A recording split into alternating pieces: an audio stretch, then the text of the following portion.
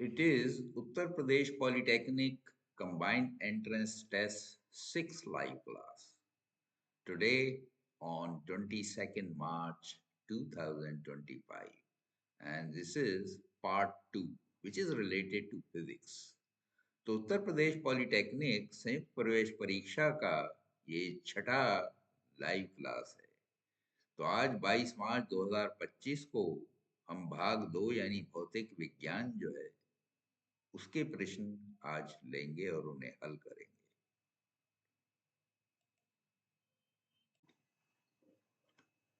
तो देखिए, ये है 51वां प्रश्न।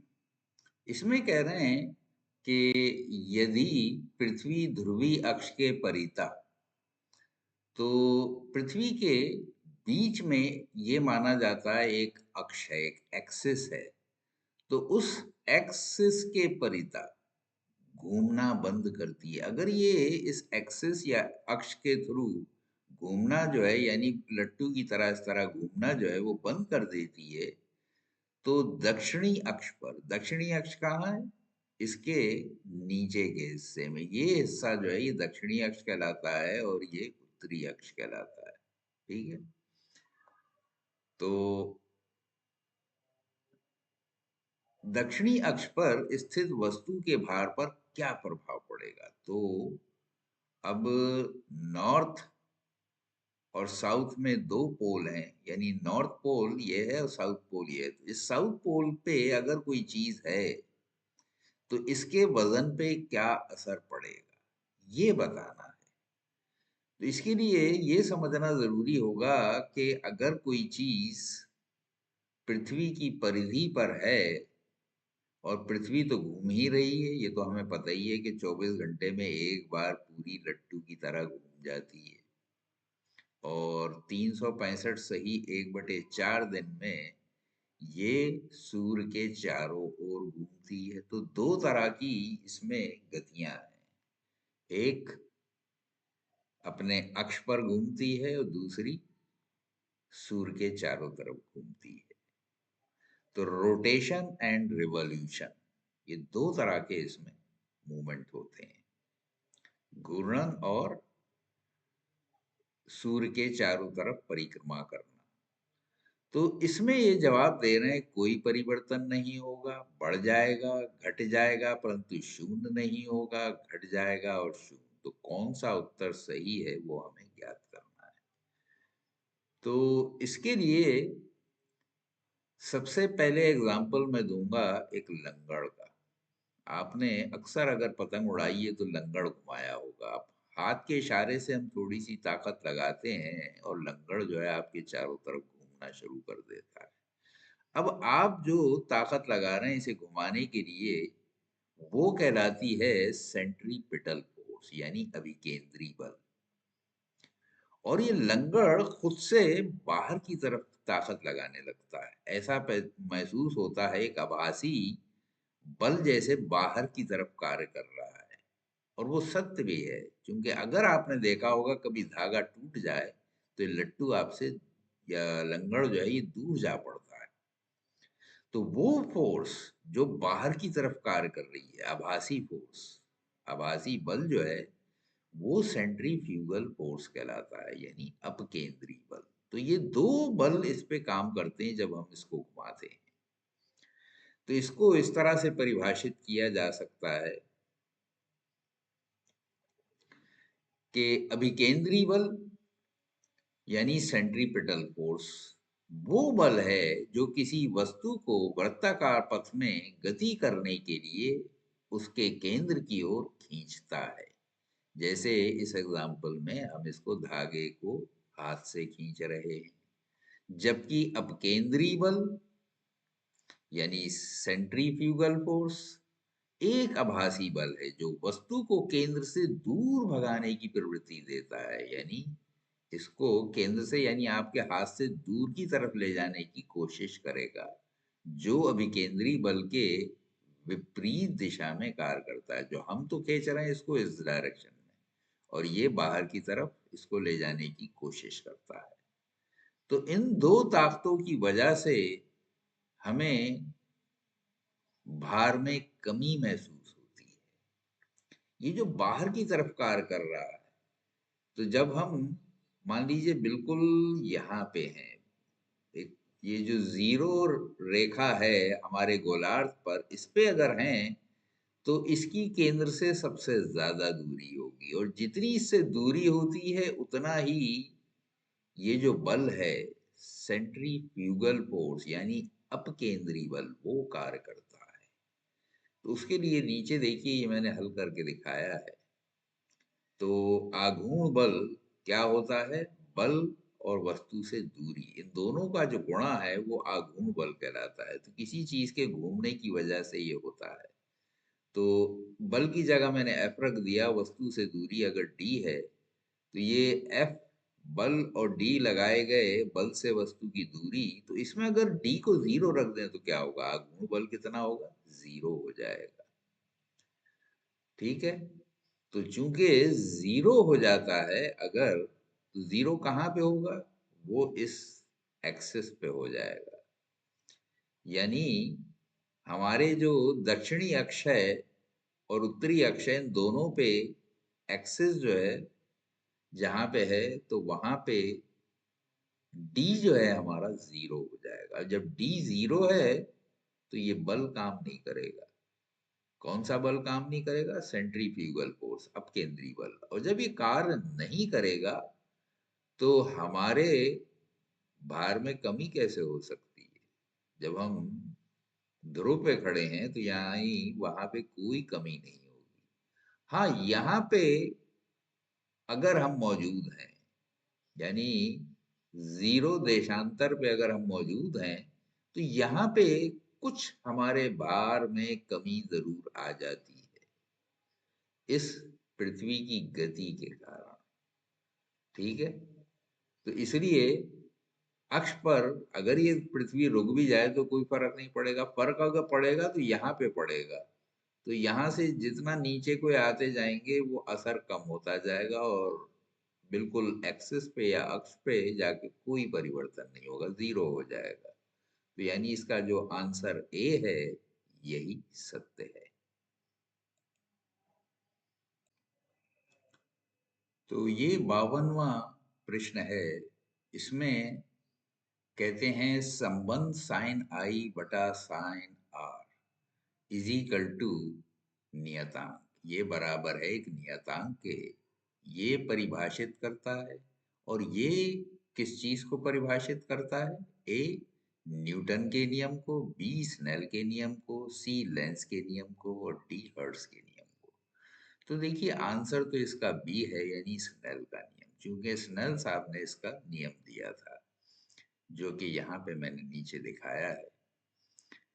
तो ये साइन क्या चीज है? साइन थीटा का मतलब होता है पी अपॉन एच, यानी परपेंडिकुलर अपॉन हाइपोटेन्यूज या लंब बटा कर्ण। तो स्नेल के नियम के अंतर्गत किसी माध्यम का अपवर्तनांक दूसरे माध्यम के सापेक्ष निकालने के लिए आपतन कोण की जिया और अपवर्तन कोण की जिया का अनुपात ज्ञात किया जाता है। तो अपवर्तनांक म्यू बराबर साइन आई बटे साइन आर, जो कि एक नियतांक होता है या कांस्टेंट होता है। तो ये थ्योरी थी जो यहाँ पे मेंशन की गई है। यहाँ पे साइन आई और साइन आर जो मेंशन किया गया है, तो आई आपतित किरण जो अभिलंब से कोण बनाती है वो है, और आर जो है परावर्तित किरण जो अभिलंब से कोण बनाती है वो है। तो उसको यहाँ पे मैंने एक फिगर के जरिए दिखाया है। तो यहाँ पे देखिए ये सी ओ जो है आपतित किरण है, और ओ डी जो है ये परावर्तित किरण है। तो ये ए ओ बी ये अभिलंब है। तो अभिलंब से यहाँ पे जो कोण बन रहा है आपतन कोण, ये कहलाता है। यानी ए ओ और सी ओ के बीच में जो कोण बन रहा है, यानी आपतित किरण और अभिलंब के बीच में, और ये है परावर्तित किरण और अभिलंब के बीच में। तो यहाँ पे हम देखते क्या है कि ये एंगल चेंज हो जाता है। तो इस एंगल चेंज होने के लॉजिक की वजह से ही हमने इसका अपवर्तनांक निकाला, और ये हर मीडियम के लिए अलग अलग होगा। ये कितना मुड़ती है ये रेखा जो है, यानी परावर्तित किरण कितना विलंब से पास आती है या दूर जाती है, इसी पे इन दो मीडियम का आपस में जो रेशियो है वो ये निश्चित करेगा कि इन दो मीडियम के बीच में या अपवर्तनांक यानी इनका रिलेटिव जो ये चेंज है वो क्या है, और उसे हम अपवर्तनांक यानी म्यू कहते हैं। तो ये किसी एक माध्यम के सापेक्ष दूसरे माध्यम का जो है ये निश्चित है, ये हमेशा एक ही रेशियो आएगा, उसे म्यू यानी एक कांस्टेंट कहते हैं। तो यहाँ पे देखिए एफ ओ और ओ एच जो है ये तो क्या है, ये तो त्रिज्याएं हैं इस वृत्त की, जो हमने वृत्त यहाँ पे खींचा है, तो ये आपस में बराबर होंगी। तो जो चेंज होता है एक्चुअली इस एंगल की वजह से वो क्या होगा, ये लंब जो है ई एफ, यानी ये परपेंडिकुलर चेंज होगा और ये परपेंडिकुलर चेंज होगा। ठीक है, तो इस तरह से अभिलंब से आपतित किरण की दूरी और अभिलंब से परावर्तित किरण की दूरी, इनके रेशियो को, इनके अनुपात को ही प्रदर्शित करता है यह अपवर्तनांक जो है। और ये कोई भी दो हम मीडियम ले लें उनके लिए निश्चित है। तो इसी को अंग्रेजी में अगर हम बात करें तो हम इस तरह से कह सकते हैं कि Snell's law is a formula used to describe the relationship between the angles of incidence and refraction when referring to the light or other waves passing through a boundary between two different isotropic media such as water, glass or air. इसी rule को दूसरे तरीके से भी हम कह सकते हैं कि Snell's law is a formula that describes how light bends when it passes from one medium to another. It is also known as the law of refraction. Or you can say Snell's law states that the ratio of the sine of the angle of incidence to the sine of the angle of refraction is equal to the ratio of the refractive index of the two materials. तो वही मैंने सबसे पहले ये हिंदी में आपको परिभाषा बताई थी, इसी को ये इस तरह से अंग्रेजी में भी हम अलग अलग तरीके से समझा सकते हैं। तो इस तरह से ये कुछ भी आप कह लें, स्नेल का नियम यही है कि ये इनकी जो जिया है यानी आपतित किरण की और परावर्तित किरण की, इनका रेशियो है, और ये निश्चित रहता है हमेशा, कोई भी दो मीडियम अगर ले लें तो किसी दो मीडियम का आपस में जो रेशियो है इन किरणों का वो नियत है यानी फिक्स है, तो वो एक कांस्टेंट है। तो ये स्नेल साहब ने ये नियम बताया था। तो इस हिसाब से इस 52वें प्रश्न का उत्तर बी होगा, जो कि सही उत्तर है। This is the right answer. तो ये है 53वां प्रश्न। तो इसमें कह रहे हैं निम्न में से कौन मृदु इस्पात नहीं बना होता है, यानी इन चार चीजों में से कौन सी ऐसी चीज है जो सॉफ्ट आयरन से नहीं बनी होती है। निम्न में से कौन मृदु इस्पात नहीं बना होता है। थोड़ा सा लैंग्वेज में गड़बड़ है, मृदु इस्पात से नहीं बना होता है होना चाहिए था। एनीवे तो आंसर्स हैं ए विद्युत चुंबक, बी ट्रांसफार्मर की कोर, सी डायनामो की कोर, डी लाउड स्पीकर की चुंबक। तो आप जानते ही हैं कि लोहा जो है दो तरह का होता है, एक सॉफ्ट आयरन एक हार्ड आयरन। तो सॉफ्ट को ही हिंदी में मृदु इस्पात कहते हैं। तो नॉर्मली जो चुंबक टेम्परेरी बनाई जाती है वो सॉफ्ट आयरन से बनाई जाती है, और वो बनाने का तरीका यह है कि उसमें हम करंट पास करते हैं, करंट पास करने से वो बन जाता है। तो जिस कोर पे हमें मैग्नेट बनाना होता है उस आयरन कोर को लेके यानी सॉफ्ट आयरन को लेके इसके चारों तरफ हम कॉइल लपेट देते हैं इस तरह से। इसमें अगर करंट पास करते हैं तो इसके अंदर टेम्परेरी मैग्नेट पैदा हो जाता है। जब इसमें करंट हम पास करेंगे तो इसके अंदर मैग्नेट पैदा हो जाएगा। तो ये आयरन जो है ये सॉफ्ट आयरन होता है, यानी मृदु इस्पात। तो ये खाली विद्युत चुंबक में ही इस्तेमाल होता है, और बाकी सब जो है जैसे ट्रांसफार्मर की कोर है वो परमानेंट होती हैं। वो मैग्नेट जो है परमानेंट है, डायनामो की भी परमानेंट होती है, लाउड स्पीकर की भी परमानेंट होती है।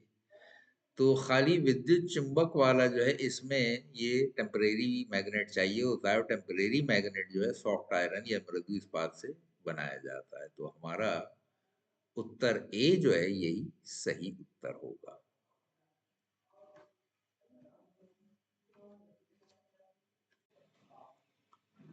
तो ये देखिए भौतिक विज्ञान का चौथा और कुल पेपर का 54वां प्रश्न है। इसमें कह रहे हैं निम्न में से अदिश राशि है। तो यहाँ पे ए बल दिया है, बी वेग दिया है, सी द्रव्यमान दिया है, डी विस्थापन दिया है।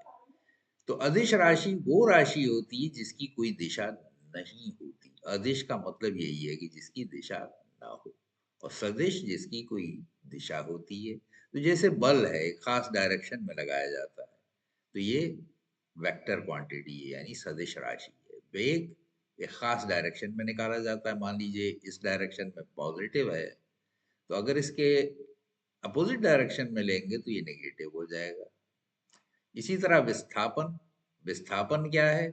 अब दो पॉइंट के बीच में अगर मान लीजिए कोई चीज इस तरह से चल के आ रही, यहाँ गई, यहाँ गई, यहाँ गई, यहाँ गई, यहाँ आई, तो ये विस्थापन किस तरह से निकालेंगे? इन दो पॉइंट्स के बीच का जो परपेंडिकुलर डिस्टेंस है वो विस्थापन कहलाता है, और ये सारा जो रास्ता इसने ट्रेवल किया ये दूरी कहलाती है। तो दूरी और विस्थापन में इस तरह से फर्क है। और विस्थापन जो है ये सदिश राशि है, यानी इसका खास डायरेक्शन, इन दो पॉइंट के बीच का जस्ट डायरेक्शन जो है वो विस्थापन है। तो खाली द्रव्यमान एक ऐसी क्वांटिटी है जिसमें दिशा से कोई मतलब नहीं है। तो देखिए अगर इसमें दिशा नहीं मानते तो ये इस तरह से ट्रेवल गया किया था, तो ये सारा रूट जो है हम इसमें लेंगे वो दूरी कहलाती है। तो विस्थापन नहीं है, विस्थापन दो पॉइंट्स के बीच का परपेंडिकुलर डिस्टेंस है। तो ये भी सदिश राशि है, ये भी खाली द्रव्यमान जो है भार, इसमें दिशा से कोई मतलब नहीं होता। इसलिए द्रव्यमान एक अदिश राशि है क्योंकि इसकी दिशा नहीं होती। यही सही उत्तर है, यानी सी इसका राइट आंसर होगा।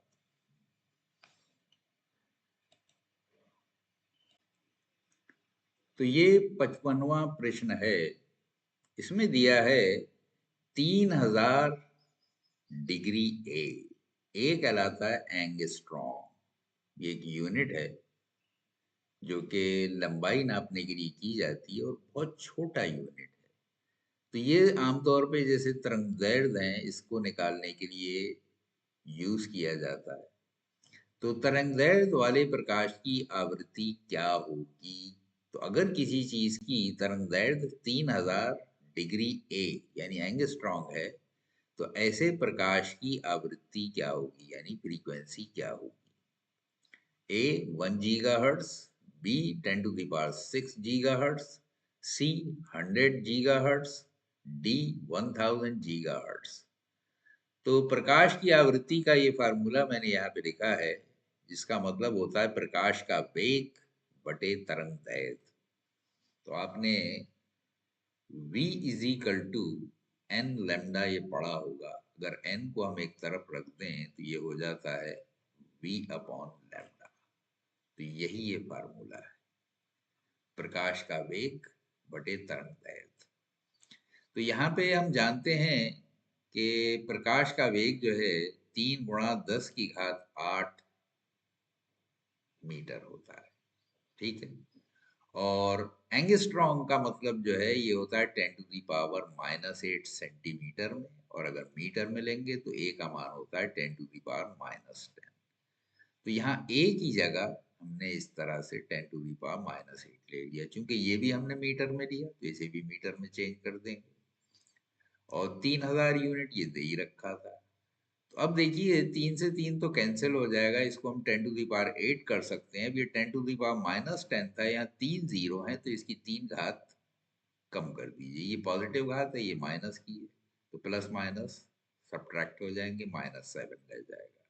लेकिन इसको ऊपर लेके जाएंगे तो ये नीचे 10 की घात -7 है, ऊपर जाके +7 हो जाएगी, तो 8 7 15, तो ये 10 की घात 15 हो गई। तो इस तरह से ये आंसर जो है ये कितना हो गया, 10 की घात 15 हर्ट्स। अब किलो किसी भी यूनिट में जैसे लगा होता है किलोमीटर, किलोग्राम, किलोलीटर, तो उस किलो का मतलब होता है 10⁻3, मेगा 10⁻6, जीगा 10⁻9। तो ये आपको मालूम होना चाहिए कि ये यूनिट के पहले अगर लगा हुआ है, चाहे वो गीगा मीटर है या मेगा मीटर है या किलोमीटर है, किलोलीटर है, मेगा लीटर है, जीगा लीटर है, कुछ भी है, अगर ये किसी चीज के साथ लगा है उसका मतलब ये होता है। K means 10⁻3, M means 10⁻6, G means 10⁻9। तो हमने इसको क्या किया, 10⁻15 को दो टुकड़ों में बांट दिया, क्योंकि सारे आंसर गीगा हर्ट्ज में थे। तो इसको हमने 10⁻6 प्लस 10⁻9 में कन्वर्ट कर दिया, क्योंकि G का मतलब 10⁻9 होता है, तो 10⁻9 हमें अलग करना होता है। 10⁻9 hertz is equal to giga hertz हो जाएगा। इस 10⁻9 हर्ट्ज की जगह मैंने यहाँ G हर्ट्ज कर दिया, तो ये वैल्यू आ गई 10⁻6। तो ये कौन से ऑप्शन में है, ये ऊपर देखिए, तो यहाँ पे 10⁻6 बी में आया था, तो इसका बी आंसर हो जाएगा। ठीक है, तो यही सही उत्तर है, यानी B is the right answer.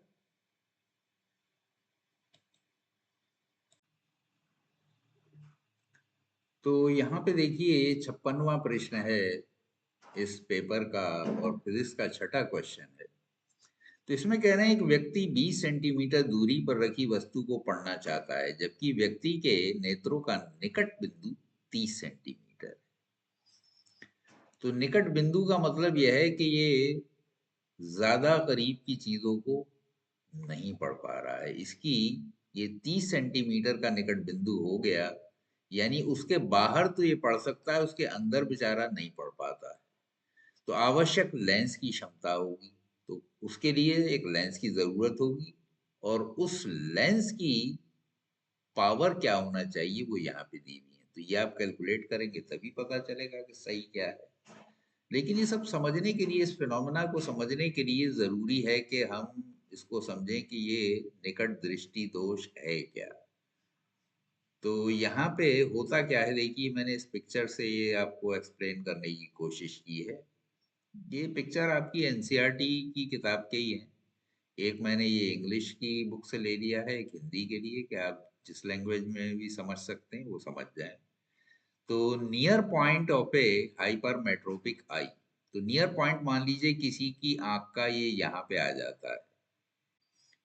ये पहले एन डैश पे हुआ करता था, अब ये एन पे आ गया। तो अब एन पे, यानी जो एक्चुअल हमारी नॉर्मल आई साइट होती है, उसके लिए 10 इंच या 25 सेंटीमीटर की दूरी जो है वो आइडियल होती है। तो उस पे अगर कोई चीज है तो हमें सीधा रेटिना पे इमेज बनती है, लेकिन ये रेटिना पे इमेज न बन के पीछे बनने लगती है, तो हमें धुंधला दिखाई देने लगता है, क्योंकि फोकस तो अब यहाँ हो रहा है, यहाँ नहीं हो रहा है, तो यहाँ धुंधला दिखेगा। तो इसका इलाज क्या है कि कॉन्वेक्स लेंस बीच में यूज किया जाता है। ये क्या करता है कि जो चीज एन डैश पे रखी थी ये एन पे दिखने लगेगी, यानी इसको शिफ्ट करके यहाँ पहुंचा देगा। इसका हम फोकल लेंथ इस हिसाब से लेंगे कि इस इमेज को ये इधर दिखा दे। तो अगर ये यहाँ पे बनने लगेगा, अब यहाँ तक तो बेचारा देख सकता था, तो इसकी इमेज सही जगह पे यानी रेटिना पे आ जाएगी। तो इस तरह से करेक्शन फॉर हाइपर मेट्रोपिक आई, तो ये करेक्शन इस तरह से किया जाता है। तो यही चीज मैंने हिंदी वाले में भी दिखाया है, दीर्घ दृष्टि दोष नेत्र का निकट बिंदु। अब नाम उल्टा है, दीर्घ दृष्टि कहलाती है। दीर्घ माने होता है दूर, लेकिन होता है कि ये दीर्घ यानी दूर की चीज देख सकता है, करीब की नहीं देख सकता, इसलिए नाम दिया गया है। इससे अक्सर बच्चे कंफ्यूज हो जाते हैं। और निकट बिंदु का मतलब यही है कि जो उसका करीब देखने का यानी पढ़ने वाला जो पॉइंट है वो दूर चला गया है, वो आगे हट गया है, ये ज्यादा करीब का नहीं देख सकता। तो दीर्घ दृष्टि दोष मुक्त नेत्र जो है उसमें ये प्रॉब्लम आ जाती है, दोष युक्त। तो यहाँ पे बजाय एन के, ये अगर एन डैश यानी जो नॉर्मल आई की पोजीशन है उस पर अगर कोई चीज होगी तो उसकी इमेज पीछे बन जाएगी, तो इसको सही नजर नहीं आएगी, धुंधली नजर आएगी, और बीच में लेंस डालना पड़ेगा, लेंस इसको शिफ्ट करके बाहर कर देगा तभी देख पाएगा। ठीक है, तो ये तो हो गया टेक्निकल, इसका क्या फिनोमिना है, क्यों ऐसा होता है, ये जानना जरूरी था। अब हम आते हैं मुद्दे पे कि कैसे इसे सॉल्व करेंगे। तो यहाँ पे देखिए, एक व्यक्ति 20 सेंटीमीटर दूरी पर रखी वस्तु को पढ़ना चाहता है, यानी यू 20 है। अब आगे की बात इससे हम समझेंगे। तो यहाँ पे इसका निकट बिंदु जो है वो 30 है। ये इसकी इमेज अगर इसको 30 सेंटीमीटर पे, यानी अगर ये होता, ये यू जो है अगर 30 पे होता, तो u को अगर 30 पे दिखा दिया जाए, 20 से 30 पे दिखा दिया जाए, तो वो इसके लिए आइडियल होगा। तो यहाँ पे हम क्या करेंगे कि u की जगह तो -20 रख देंगे और v की जगह -30 रख देंगे। u होता है वस्तु की दूरी लेंस से, और v जो है उसका इमेज जहां पे बनता है, जहां पे प्रतिबिंब बनता है, उसकी दूरी होती है। तो यहाँ पे देखिए बात जो हो रही है, कंफ्यूज मत होना, आपकी आंख की बात नहीं हो रही है, उस लेंस की बात हो रही है। इसके लिए यू ये है, ठीक है, और वी ये है। अब 30 सेंटीमीटर पे देख पा रहा, तो इसने 30 सेंटीमीटर पे पहुंचा दिया, तो इस 30 को इस लेंस के द्वारा इस चीज का प्रतिबिंब यहाँ बन रहा है। 20 सेंटीमीटर पे जो रखी थी वो 30 पे बन रहा है, तो इसलिए ये हमने u को 20 लिया है और v को 30 लिया है। और साइन कन्वेंशन क्या होते हैं, आंख के लेंस के आगे की चीजें हम नेगेटिव लेते हैं और उसके पीछे की चीजें पॉजिटिव लेते हैं जब हम आंख की बात करेंगे। ठीक है, तो वैसे भी लेंस में नॉर्मली हम लोग लेफ्ट साइड की लेंस की जो चीजें हैं वो नेगेटिव में लेते हैं, राइट साइड की पॉजिटिव में लेते हैं। क्योंकि अगर हम u इधर ले रहे हैं लेफ्ट साइड में, तो उसकी इमेज v में बनेगी लेंस की जब बात करते हैं। तो यहाँ पे अब एलसीएम u भी ले लिया, तो एक से u में गुणा करेंगे, u आ गया, ये v आ गया, तो u minus v upon you v। अब u की जगह हमने 20 रख दिए माइनस के, क्योंकि लेफ्ट साइड में दोनों फिगर्स, और ये 30 रख दिए।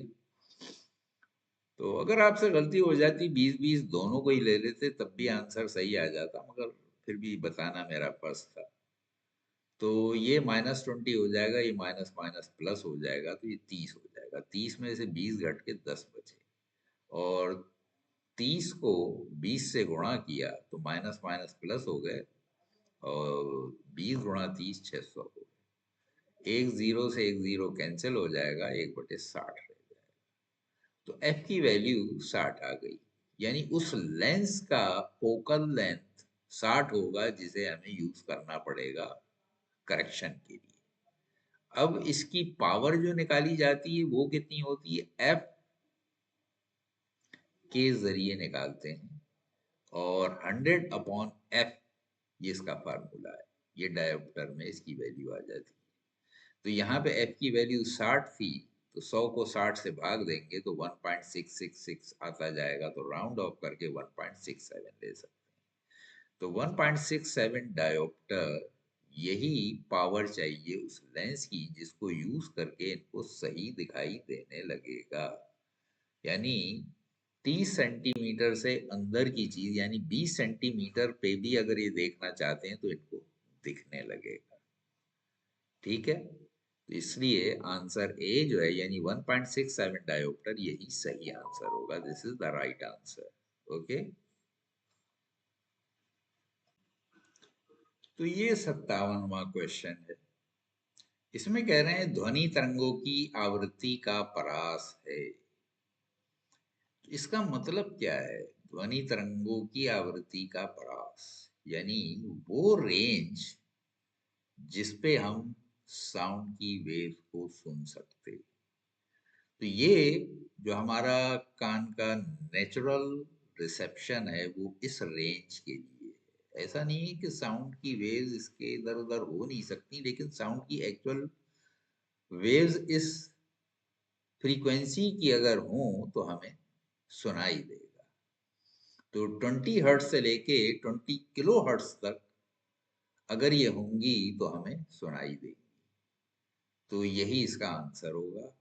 ठीक है, 20 से नीचे दूसरे टाइप की फिर तरंगे कहलाएंगी, 20,000 से ऊपर 20 किलो हर्ट्ज से ऊपर जो है ये अलग तरह की सुनाई कहलाएंगी। तो इसलिए यहाँ पे the right answer is A, 20 hertz to 20 kilo hertz. तो यही सही आंसर होगा।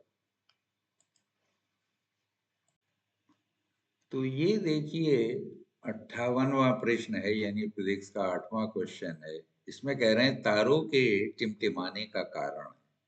तो ऐसा लगता है जब रात को आप तारे देखें कि जैसे ब्लिंक हो रहे हैं, जल रहे हैं, बुझ रहे हैं, जल रहे हैं, बुझ रहे हैं, लाइट कम हो जाती है, ज्यादा हो जाती है, उसे टिमटिमाना कहते हैं। तो तारों के टिमटिमाने का कारण है, तो इसकी वजह क्या है, ये हमें ऐसे क्यों नजर आते हैं? उसकी 4 वजहें दी हैं, इसमें से छांट के हमें सही वाली बताना है। तारों द्वारा रुक रुक कर प्रकाश का उत्सर्जन करना, यानी तारे जो हैं वो प्रकाश ही रुक रुक के निकालते हैं, पहला कारण। दूसरा, मानव चक्षु द्वारा रुक रुक कर प्रकाश ग्रहण करना, या हमारी आंख की रुक रुक के ग्रहण कर रही है। तीसरा, वायुमंडल के अपवर्तनांक में सतत परिवर्तन करना, यानी बीच में बहुत सारी लेयर्स आ जाती हैं और उनकी वजह से अपवर्तन जो है प्रकाश का होता है, जिसकी वजह से ऐसा महसूस होता है। चौथा, तारों का अपनी स्थिति के इधर उधर कंपन करना, या तारे हिलते रहते हैं, यूं कभी दिखता है कभी नहीं दिखता है, अगर वो रहे तो कभी भी हिलता ही हुआ दिखेगा। बहरहाल इसलिए सही आंसर जो है वो तो सी है, वायुमंडल के अपवर्तनांक में सतत परिवर्तन करना। क्योंकि तारे तो यहाँ से लाखों करोड़ों किलोमीटर दूर हैं, और वहां से यहाँ तक पता नहीं कितने तरह के मीडियम बीच में पड़ते होंगे। कहीं एयर डेंस होगी, कहीं लाइट होगी। तो अभी आपने पढ़ा था अपवर्तनांक में कि लाइट से डेंस में जब जाती हैं रेस तो टर्न हो जाती हैं, अपना एंगल चेंज कर देती हैं। वो एंगल वहां से यहाँ तक चेंज होता हुआ आ रहा है। तो उसकी वजह से अब आपके आंख पे जिस टाइम टकराया उस टाइम कौन सी इमेज नजर आ रही है उस पर डिपेंड करेगा, कभी आपको दिखेगा कभी नहीं दिखेगा। तो अब इसकी थ्योरी नीचे मैंने ये थोड़ा सा ली है, ये ब्रेकअप इसका दिखाया है कि किस तरह से अलग अलग स्टेजेस में काम होता है, जिसकी अभी मैंने बात की। तो तारों का टिमटिमाना वायुमंडलीय अपवर्तन के कारण होता है। ये इस प्रकार काम करता है, और किस तरह काम करता है ये 5 मैंने अलग अलग पॉइंट दिखाए हैं। तो तारों से प्रकाश, तारे बहुत दूर होते हैं इसलिए वे प्रकाश के बिंदु स्रोत के रूप में दिखाई देते हैं। चूंकि जरूरत से ज्यादा हमसे डिस्टेंस पे हैं, बहुत छोटा पॉइंट नजर आता है। हालांकि वो इतने छोटे नहीं है, बहुत बड़े हैं, हमारी पृथ्वी से भी बड़े बड़े हैं, लेकिन हमें दूर से वो पॉइंट नजर आते हैं। वायुमंडलीय अपवर्तन ये सबसे इंपॉर्टेंट रीजन है। जैसे जैसे तारों का प्रकाश पृथ्वी के वायुमंडल की विभिन्न परतों से होकर गुजरता है, ये अलग अलग वायु घनत्वों के कारण कई बार मुड़ता है यानी अपवर्तित होता है। तो ये वहां से चलता है, यूं होगा कभी यूं होगा कभी यूं होगा, जिग जैग में वो चल के आप तक पहुंच जाता है। तो वो अलग अलग मीडियम से चूंकि गुजरता है, तो इस वजह से ये होता है। तो ये सबसे इंपॉर्टेंट है वायुमंडलीय अपवर्तन। निरंतर बदलाव, वायुमंडलीय अशांति, तापमान और घनत्व भिन्नता के कारण, और हमारा जो एटमॉस्फेयर है ये टाइम टू टाइम चेंज होता रहता है। कभी हवाएं गर्म चलने लगी, कभी ठंडी चलने लगी।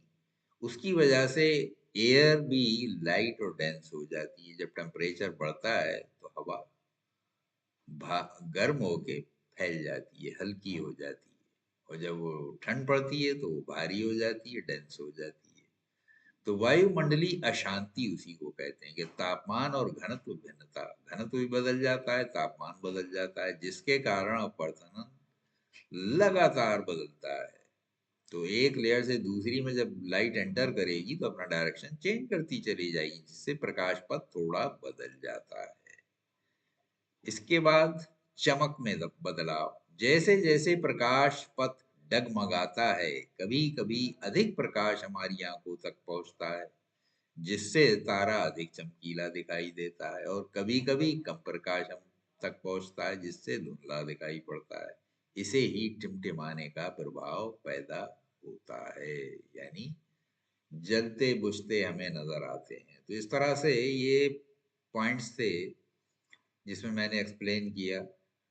तो अब आपके समझ में आ गया होगा कि अपवर्तनांक जो है यही सबसे बड़ी वजह है इस सब की वजह, यानी इसकी वजह से ही तारे हमें टिमटिमाते यानी जलते बुझते नजर आते हैं। तो यही सही उत्तर है, सी। तारों के टिमटिमाने का कारण वायुमंडल के अपवर्तनांक में सतत परिवर्तन करना।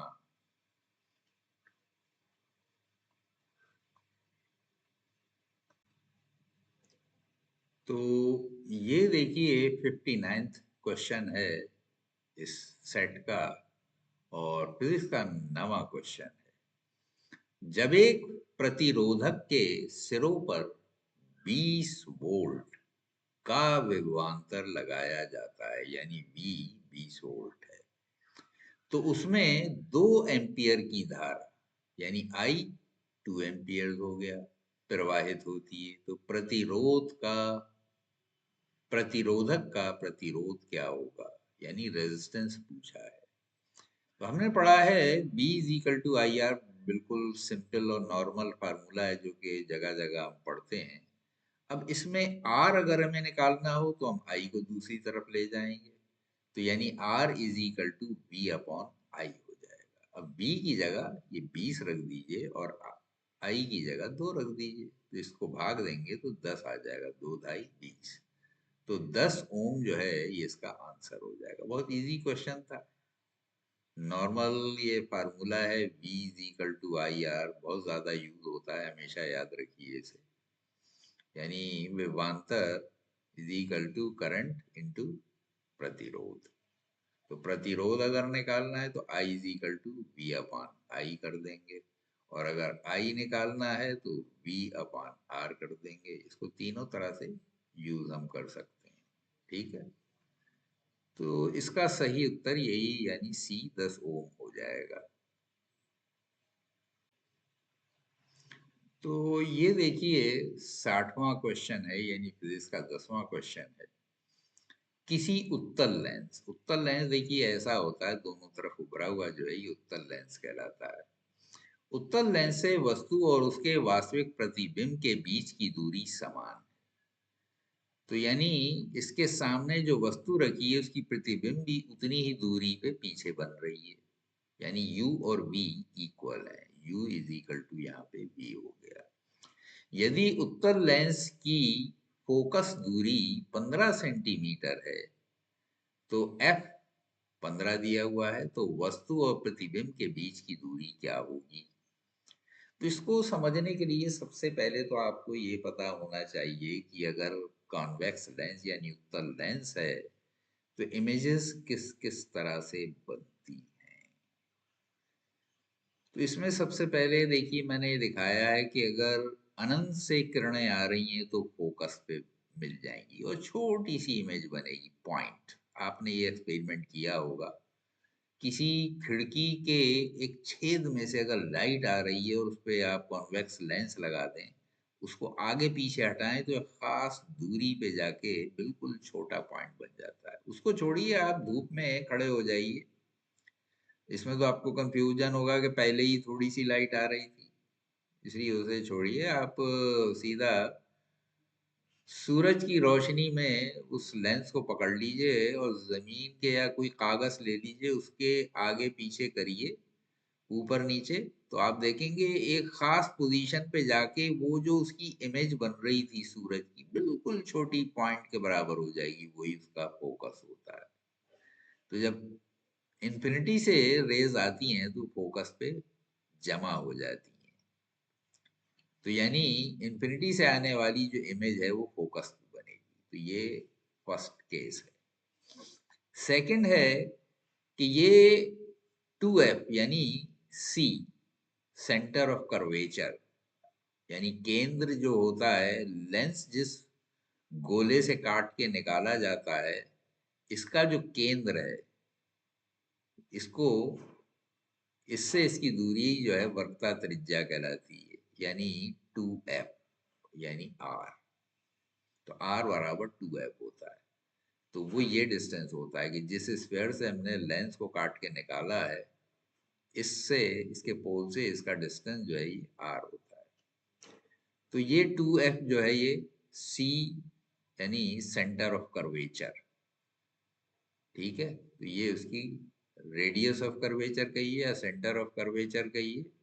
तो c जो है वो 2f के बराबर होती है। इसके बाहर अगर कोई वस्तु रखी थोड़ी सी दूर, बहुत ज्यादा दूर नहीं, तो क्या होगा, इसकी जो इमेज है c और f के बीच में बनती है। और जब ये खास सी पे रखी होती है तो इसकी उल्टी इमेज सी पे ही दूसरी तरफ बनती है। तो ये वो केस है जब u और v बराबर हो जाता है। इसके बाद अगर ये f और c के बीच में हो तो दूसरी तरफ c के बाहर बनती है। तो ये चार केस तो ये हो गए। पांचवा केस ये है कि ये f पे चला जाए तो इसकी इमेज ही नहीं बनेगी, दूसरी तरफ रेज जो है निकल के पैरेलल हो जाती है, यानी अनंत पे जाके मिलती हैं, तो आपको इमेज नजर नहीं आएगी। ये फिफ्थ केस है। और सिक्स केस, अगर फोकस और इसके पोल के बीच में ये कोई चीज आ जाए तो उसी साइड में यानी काल्पनिक प्रतिबिंब बनेगा, इसी जिधर वस्तु है उधर ही प्रतिबिंब बनेगा। तो ऐसा मालूम होगा जैसे यहां से ये निकलती भी जा रही है या यहाँ आके इसकी किरणें मिल रही हैं, तो ये इमेज यहाँ बनेगा। तो ये 6 केस होते हैं। तो इसमें ये वाला जो केस है ये यहाँ पे एप्लीकेबल है। तो यहाँ पे सीधी कैलकुलेशन करने के बजाय हम थ्योरी लगाए देते हैं कि यहाँ पे जो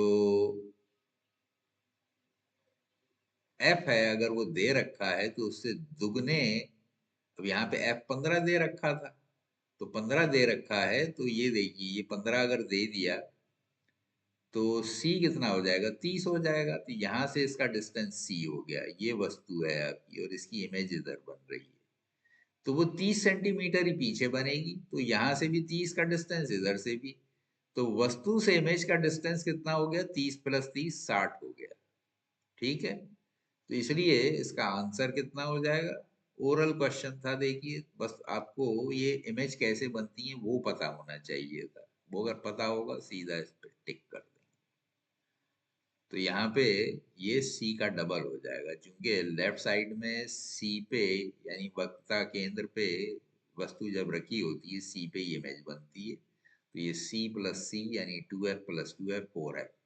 तो 4f 15 चौक 60, इस तरह से आंसर है, ठीक है। क्वेश्चन इजी था, बस समझ में आपके आना चाहिए कि इसकी इमेज बनेगी कैसे, वरना तो घूम जाएंगे खाली फोकस से मैं कैसे निकालूं, ठीक है।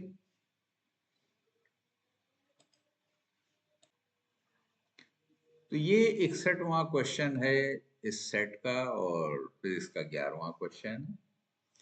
तो एक ईंट को बिल्डिंग की छत से गिराया जाता है, जो 6 सेकंड में या 6 सेकंड के पश्चात जमीन से टकराती है, बिल्डिंग की ऊंचाई क्या होगी। 6 सेकंड बाद टकराती वो गिरती है जमीन पे और ऊंचाई पूछी है, बड़ा अजीब सवाल है भाई, हैं? सेकंड से आप कैसे हाइट निकाल लोगे।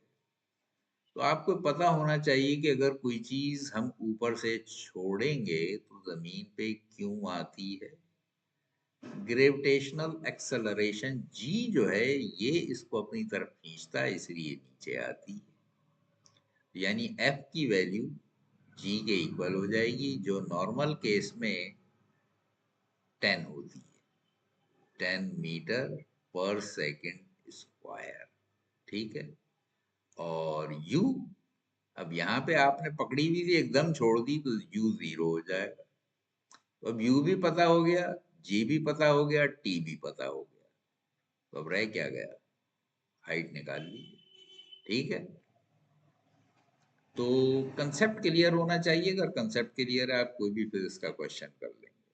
ठीक है, थ्योरी आपको अच्छी तरह आना चाहिए। तो देखिए यहाँ पे हम फार्मूला लगाएंगे, जैसे आपने पढ़ा था v is equal to u t plus half a t square. यहाँ पे a की जगह g हो जाएगा। ये नॉर्मल फार्मूला है किसी चीज का वेग निकालने का।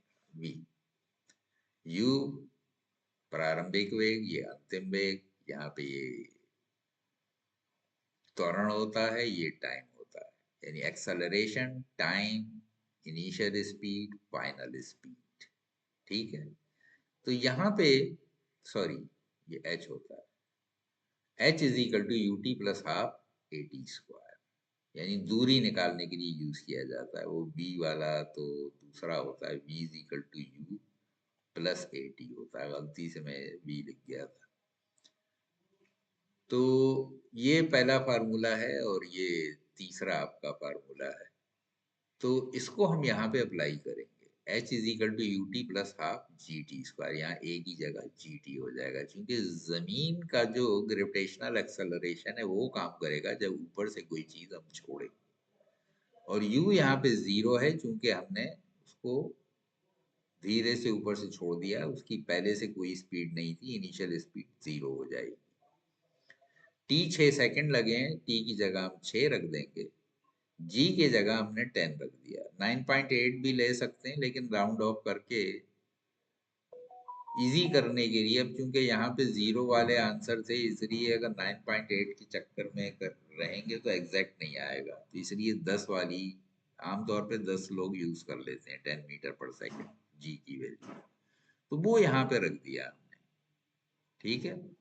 तो ये तो 0 × 6 0 ही हो जाएगा। यहाँ पे इस हाफ से मैंने एक 6 को डिवाइड कर दिया तो ये 3 आ गया, तो 6 3 दा 18, 18 10 दा 180, यानी 6 × 18, 18 दाई 180, 180 मीटर की हाइट थी उसकी, यानी आपका आंसर भी ए 180 मीटर हो जाएगा।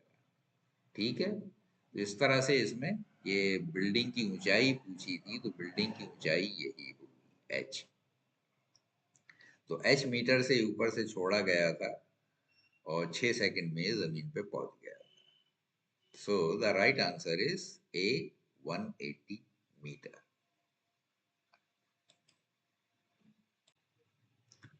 तो ये है देखिए 62वां क्वेश्चन, यानी फिजिक्स का 12वां प्रश्न। तो प्रकीर्णित प्रकाश की तीव्रता प्रकाश की तरंग दैर्घ्य के nth घात के व्युत्क्रमानुपाती है, जहां n है। ठीक है। तो n का मान बताना है। तो a 4 दिया हुआ है, b 1/4 दिया हुआ है, c 1/2 दिया हुआ है, d 2 दिया हुआ है। अब प्रश्नानुसार प्रकीर्णित प्रकाश की तीव्रता बराबर 1/λ⁴n।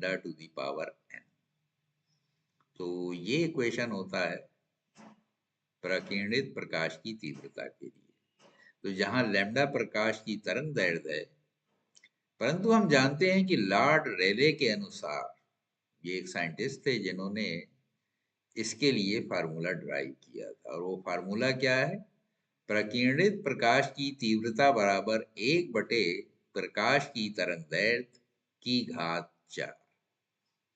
तो यहाँ पे इन्होंने n कह दिया था, तो ये n जो है असल में 4 होगा, तो n की वैल्यू 4 होगी। तो ये 4 जो है इसका ये आंसर होगा।